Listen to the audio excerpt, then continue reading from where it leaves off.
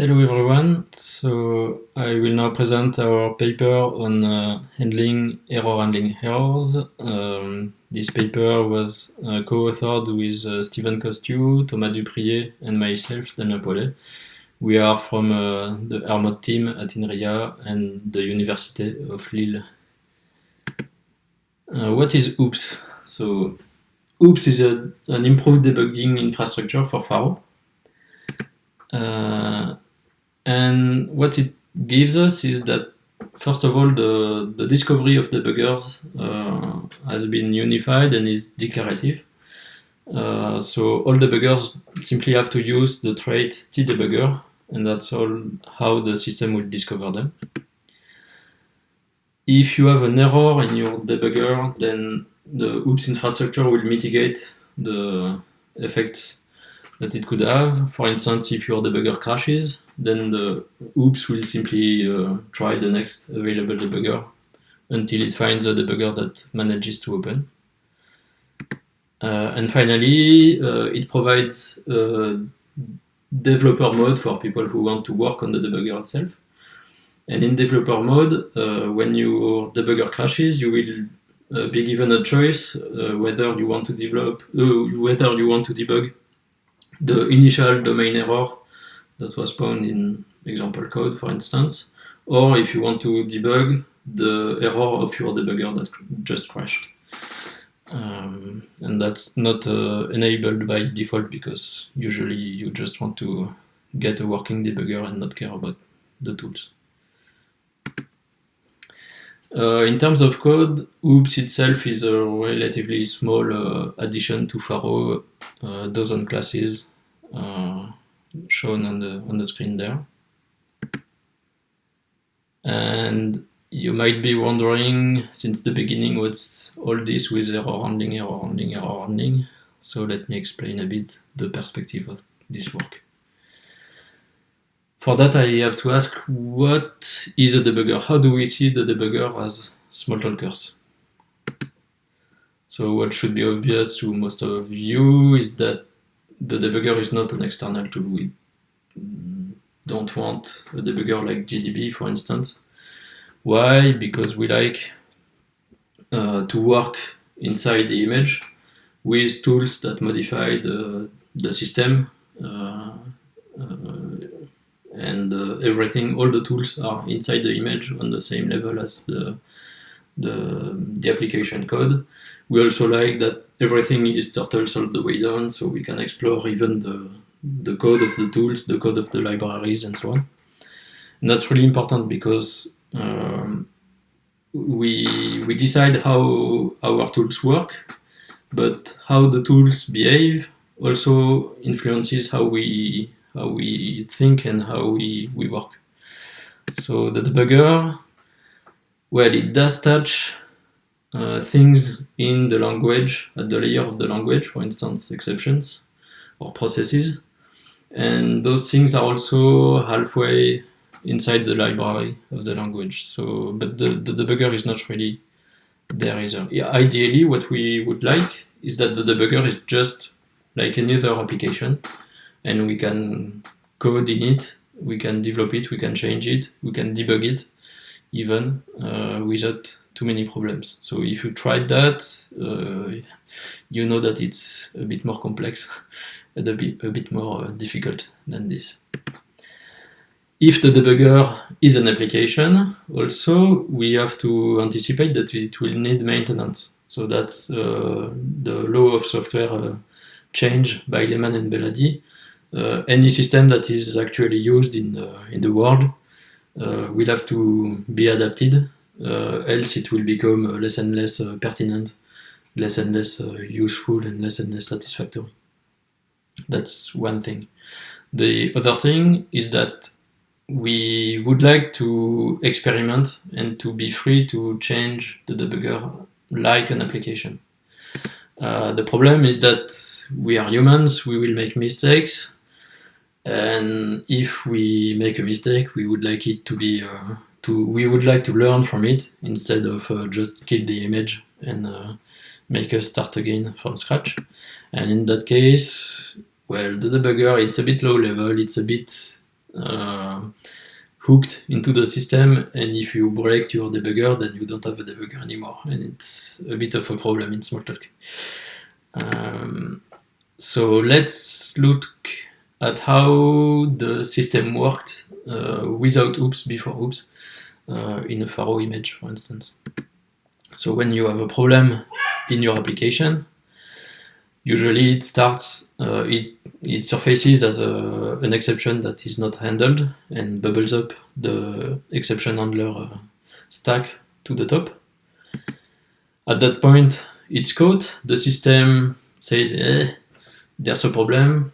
It might be important. Maybe we need to debug it. So the part of the system that handles that is the current process. The process then goes to another object, the UI manager, and will ask for a debugger to open now. The UI manager is the object that knows what mode the image is working in.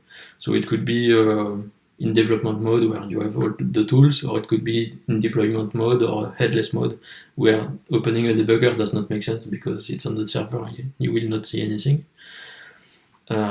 So if you are in development mode, you will get a debugger, and then you can fix your problem and so on. However, we want to work on the debugger itself, and if we make a mistake, we will have a debugger error. So in that case, what happens is that, okay, the debugger error is caught by the UI manager, and it's converted into a primitive error that displays the emergency evaluator. And the emergency evaluator, it's nice to have, but not so many people know how to use it. It's a really primitive tool. And usually the reaction to the emergency evaluator is help, remove this thing, and I want to start again from scratch. So not really the best approach. Also, while we were exploring how the system handles error, we discovered that actually there are several reasons why a debugger might open. For instance, it could be after a user interrupt. The context class has code that will trigger a debugger, and of course there are clients in the whole system, like the code browser, that is able to spawn a debugger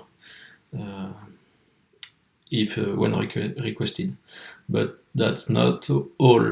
There are also a few other classes that bypass the process step. For instance, warning, which is just a particular kind of exception. It directly goes to the UI manager and launches the debugger in a special mode with a smaller window for displaying just the warning. There are other clients that talk directly to the UI manager, and when you select a piece of code in a text editor, well, that spawns the debugger directly and it bypasses the whole system. So not really the best. Yeah, in fact, it was a bit confusing trying to understand how this code worked, because the API is different at every step. So in OOPS, we try to simplify all this. So starting from the error, any client that wants to open a debugger, the method is the same. You have to create a debug request, which is a really simple object to which you pass any information that will be used by the debugger to work afterwards. So the exception, the context, the current process, and so on. The debug request is, once it's filled, it's submitted to the debugger system. The debugger system is responsible for the whole process. In parallel of that, we support as many debuggers as you want installed in the image. The thing that we change there is that any tool that wants to be known as a debugger has to use the debugger trait, because the debugger trait is how the debugger system will discover how many and which debuggers are available in the system. So knowing all debuggers available, the debugger system will transmit a list of candidates to a selection strategy, and the selection strategy is responsible for finding one working developer and one working debugger, and to decide which one to open, basically. So if the first debugger that is tried fails, then it will fall back to the second and to the third until one works, and you get a working debugger. Might not be the best one, but it will be one that works. And usually that's the main picture. Now, if there are problems in this infrastructure, the whole thing lives inside an exception handler, and in case of a problem, well, we do the same as previously. We spawn the emergency evaluator as before, but we do it in a more unified way. So to compare how the system behaved before OOPS and with OOPS, the main case, I mean the one that you will see most often, is that you are trying to work on a debugger, or you are trying a new debugger that is a bit unstable, and it fails to initiate. So before OOPS, that would get you the emergency evaluator, okay? And with OOPS, since we catch this error and we have the debugger selector strategy, you will simply get another debugger, not the main one. But that does mean that you can hack on the debugger, you can break your debugger, and you will just get the other one as long as you have another one. So that's pretty nice, and it means that we can change the UI of our debugger or its behavior and change things at this level. There is a second category of problems which are a bit deeper. So if a problem happens inside the infrastructure itself, for instance in the UI manager or in the debugger system,